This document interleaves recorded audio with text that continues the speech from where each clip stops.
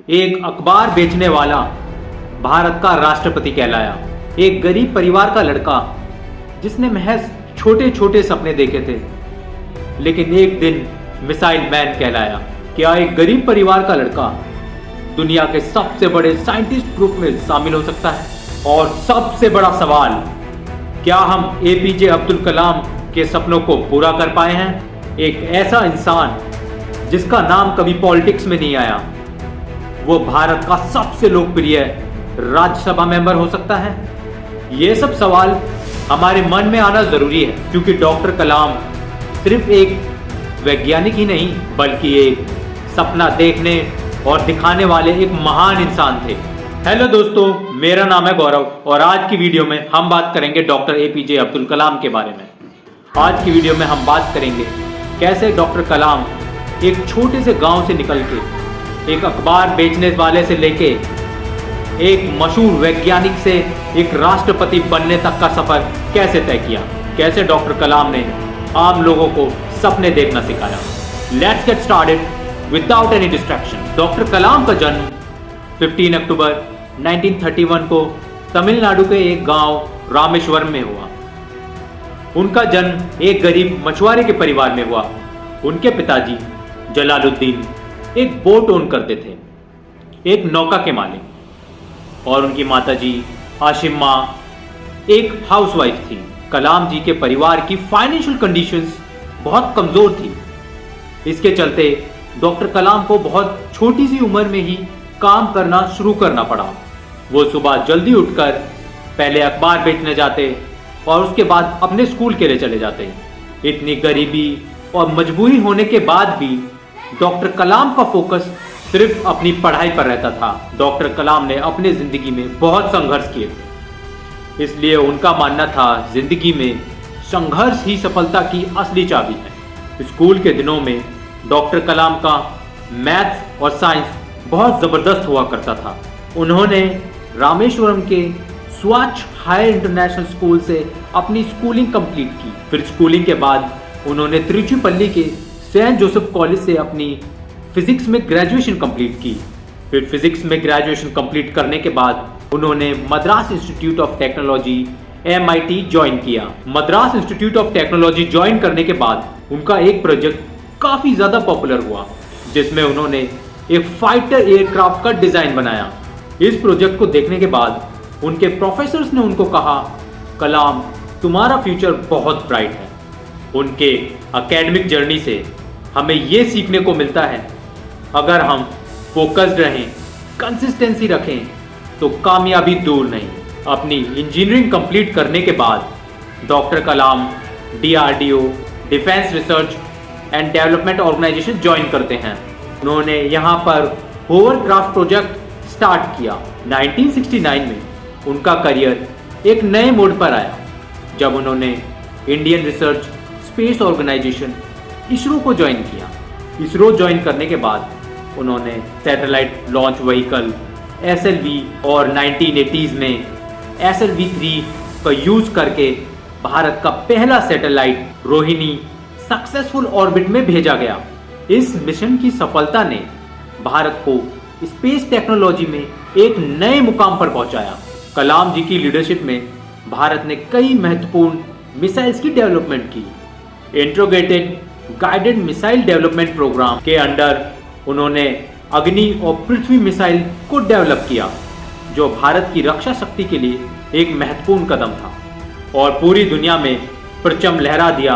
अब भारत को कहीं और से मिसाइल खरीदने की जरूरत नहीं थी। डॉक्टर कलाम की सफलताओं को अगर गिनना शुरू करें तो वो खत्म होने का नाम नहीं लेंगे, बट फिर भी हम कुछ की माइलस्टोन की बात करेंगे। SLV-3 मिशन 1980 भारत ने इंडिपेंडेंटली अपनी सैटेलाइट को स्पेस ऑर्बिट में भेजा। Agni missile 1989 intermediate range ballistic missile, जो भारत की स्ट्रेटेजिक डिफेंस के लिए बनाई गई। Prithvi missile 1994 short range ballistic missile, जो भारत के मिलिट्री ऑपरेशंस के लिए बनाई गई। Integrated missile development programme 1983 to 2008, इस प्रोग्राम के अंडर 5 मिसाइल डेवलप हुए: अग्नि, पृथ्वी, आकाश, त्रिशूल और नाग। कलाम जी के इंटेलिजेंस, हार्ड वर्क और डेडिकेशन के चलते ही भारत एक सेल्फ रिलायंट मिसाइल टेक्नोलॉजी देश बन पाया। सिर्फ इतना ही नहीं, फिर 2002 में कलाम जी ने भारत का 11th प्रेसिडेंट बनकर एक इतिहास रच दिया। एक मछुआरे का बेटा न्यूज़पेपर बेचने से लेके आज भारत का राष्ट्रपति बन चुका था। वो भारत के पहले ऐसे राष्ट्रपति थे जिन्होंने अपनी साइंटिफिक सोच को राष्ट्रपति भवन तक पहुंचाया। डॉक्टर कलाम ने अपने पूरे टेन्योर में देश के यंग यूथ के साथ अपना कनेक्ट बनाए रखा और उन्हें नए सपने देखने के लिए मोटिवेट किया। उन्होंने एक प्लान लॉन्च किया था, विजन 2020। इस विजन का लक्ष्य था भारत को एक विकसित देश बनाना। He was hardcore believer of education and technology.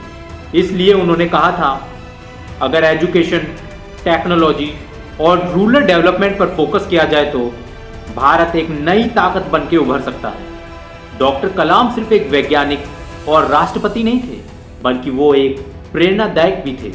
उन्होंने 25 से ज़्यादा बुक्स लिखी, जिसमें से विंग्स ऑफ फायर एक ऑटोग्राफी है और उनके जीवन को दर्शाती है। उनकी ऑलमोस्ट सारी बुक्स बहुत फेमस हैं, बट हम कुछ प्रसिद्ध किताबों के बारे में बातें करेंगे, जिसमें से विंग्स ऑफ फायर जो 1999 में पब्लिश हुई, उनके संघर्ष और सफलता को दर्शाती है। इग्नाइट माइंड्स 2002 में पब्लिश हुई, ये यूथ के ड्रीम्स को जगाने की एक बुक है। इंडिया 2020 जो 1998 में पब्लिश हुई, एक डेवलपमेंट भारत का रोड मैप दिखाती है। डॉक्टर कलाम ने हमेशा एक बात कही, सपने वो नहीं जो हम सोते हुए देखते हैं, सपने वो होते हैं जो हमें सोने नहीं देते। उनका हर वर्ड यूथ के लिए एक मोटिवेशन है। डॉक्टर कलाम को उनके योगदान के लिए कई महत्वपूर्ण अवार्ड्स मिले, जिसमें पद्मा विभूषण 1990, भारत रत्न 1997, भारत का सबसे सम्मानित अवार्ड। 40 से भी ज़्यादा यूनिवर्सिटीज़ ने उन्हें ऑनरी डॉक्टरेट्स दी। फिर 27 जुलाई 2015 को शिलोंग के IIM में एक लेक्चर के दौरान उनका हार्ट अटैक से निधन हो गया। अपनी अंतिम सांस तक उन्होंने अपने सपने और देश के लिए काम किया।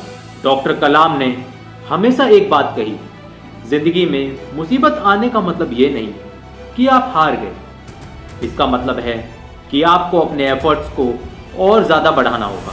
दोस्तों, डॉक्टर APJ अब्दुल कलाम का जीवन एक मिसाल है, कैसे मेहनत, लगन, हार्डवर्क, डेडिकेशन, कंसिस्टेंसी और सपने एक मामूली से इंसान को असंभव से संभव तक ले जा सकता है। और हाँ, डॉक्टर APJ अब्दुल कलाम सिर्फ एक साइंटिस्ट और राष्ट्रपति नहीं, एक पायलट भी थे। लेकिन उनके पायलट बनने की कहानी बहुत इंटरेस्टिंग है। अगर आप चाहते हैं मैं इसके ऊपर एक वीडियो बनाऊं तो मुझे कमेंट करके ज़रूर बताएं और इस चैनल को सब्सक्राइब ज़रूर कर दें और बेल आइकन को दबाना बिल्कुल ना भूलें। अगर आपको ये स्टोरी पसंद आई तो मुझे कमेंट करके ज़रूर बताएं। और अभी ये स्टोरी सिर्फ इतनी ही नहीं, बहुत बड़ी है। अगर आप चाहते हैं मैं इसके ऊपर एक डिटेल वीडियो बनाऊं तो मुझे कमेंट करके ज़रूर बताएं। थैंक यू सो मच अपना प्रीशियस टाइम मेरे वीडियो को देने के लिए।